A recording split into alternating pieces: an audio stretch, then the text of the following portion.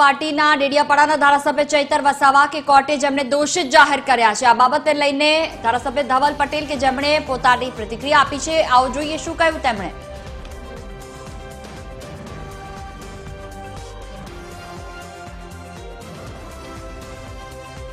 Session કોર્ટે ચુકાદો આપ્યો છે કે ચૈતર વસાવાએ જે 3 વર્ષ પહેલા વનકર્મી પર હુમલો કર્યો હતો, ગુનાહિત કૃત્ય કર્યું હતું, એમાં કાયદાનું કામ કરે છે અને આ બધી જ કાયદાએ પુરાવા જોઈને કોર્ટે આનો હુકમ આપ્યો છે કે એમને 3 વર્ષની આકરી સજા કરવામાં આવી છે અને આ રીતના કૃત્ય કરવામાં ચૈતર વસાવા માહિર છે। એમણે આગળ પણ 19 જેટલા ગુનાહિત કૃત્ય કર્યા હતા।